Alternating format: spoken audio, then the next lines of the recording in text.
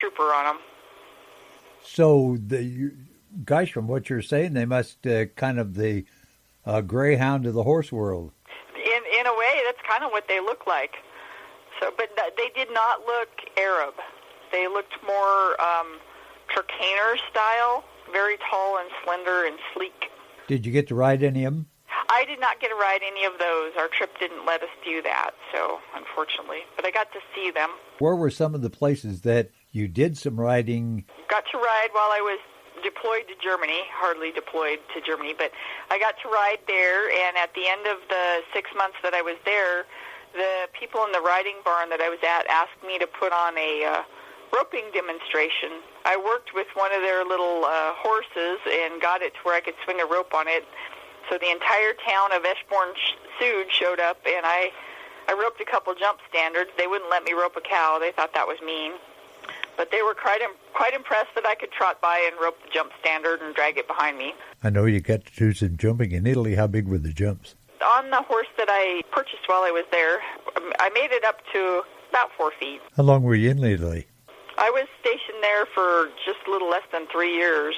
So you had some time there to get really involved with the local horse community. Yes, I did. I actually still have some dear friends. And the last time I was deployed to Iraq, I was there for a year. And I went and spent my 2-week vacation in Italy riding horses with my little Italian friends. And it's kind of funny when you come out of something like that, you don't mind mucking stalls and things like that because it's nice and peaceful. You bought a horse in Italy? I did. Me and another gal partnered on a horse. He was Italian saddlebred is what they called him. And he was very unique. He had a passport. He'd been to quite a few huge competitions. The people who had him, he had gotten injured. And so we went ahead and finished having the surgery on his leg. When I trotted in the arena on him and they announced his name, the people who used to own him's eyes were about as big as saucers because they knew what he could do. It was pretty good. Is that the horse you jumped on? Yes, that was Dedolo de Castellante. My Italian riding coach used to always tell me that I rode like a cowgirl, which I guess I couldn't avoid. But I found jumping fairly easy because the jumps don't move, they don't duck left, they stay right there. So going from roping to jumping was kind of an easy switch. What were some of the things you had to learn to do that you might not do when you're roping a cow? They really believe in direct rein and direct contact, so it took a while getting used to being on a horse's mouth like that. Whereas out here in our Western riding, we like to teach the horse to the point where, like I said, it can rate the calf, and you don't have to pull on them. You don't have to have that direct rein. You're trusting more in your partnership rather than being in total control. And that was one thing I really had to change. And when I came back, it was easy to go back to putting the reins down and on the horse's neck and trusting in the horse again. How good was the horsemanship in Italy? Oh, they have a lot of fun, but they also have some great wrecks. It was fun watching jumping practice. Jumping can be a very dangerous equine activity. It can be. I will say we all wore helmets, but they kind of rode like they drove. That bad, huh? Real fast, and I guess they like to have a little spirit in their riding.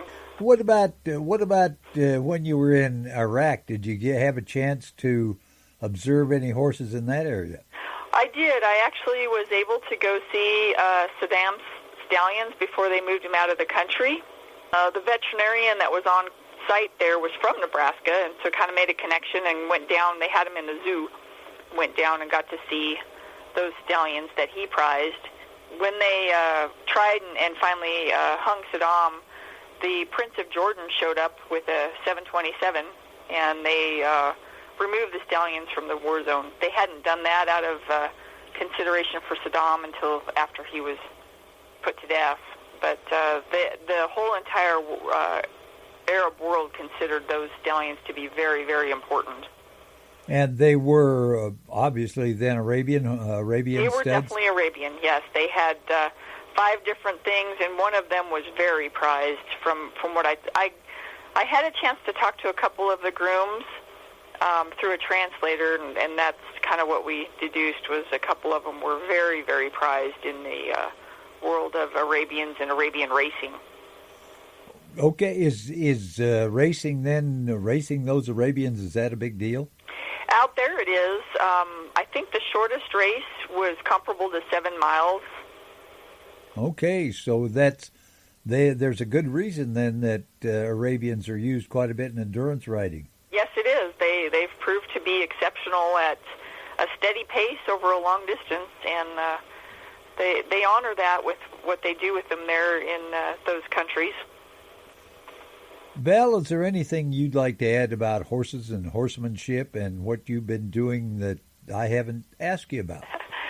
Well, it was early on that I found out that horses are a great way to fight depression, and I always used to give my commanders a hard time, telling them they needed to let me go roping or they'd have to be putting me in therapy.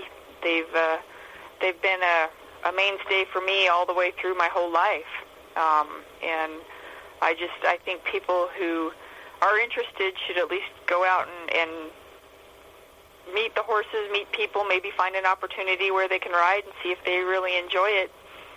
And it is a passion and a way of life, I'll say that. It's not a hobby. What about your service? What branch of the service were you in, and what rank did you attain? I, through the grace of God, made it to Lieutenant Colonel. I was in for 25 years and survived 12 deployments. And like I said, my horses were by my side the whole way. So. And what branch of the service? Oh, I was in the United States Air Force. Okay. Did you do any flying? Were you a pilot? I started out and made it to the fast jets, and then broke my leg. And that was back when the Air Force could be picky. So they said no more flying for you. So they put me in charge of communications, and which meant we can do whatever we want with you. So I've had a varied and unique career, that is for sure. Well, Val, thanks a lot. I really appreciate you taking the time to talk to me. Okay, I appreciate it. And I'll tell you what, I'll drop this article by that was in the Chrome magazine. Oh, let's talk about that. I didn't... you were in, what, is it the Painted Horse Journal or the Chrome magazine? What do they call it? It's Chrome, but it's basically the journal, the new journal. Okay, there was an article in there about you. What did that entail? That was kind of talking similar to what we talked about here, where horses have been with me and throughout my whole career. They actually came to the ranch and took some good pictures. One of the things the magazine's about is showing how horses add beauty to our lives and make it a more wonderful planet. Well, that does it for today's Horseman's Corner. We've run out of time. It was great to have Valerie Baker with us on the program, as well as Tom Henderson, Mighton, Utah horseman and cattleman. And it's always great to have you folks along with us on the program as well. So, since it is time to close it out, I'll say goodbye. May God bless. See you next week. Same time, same place.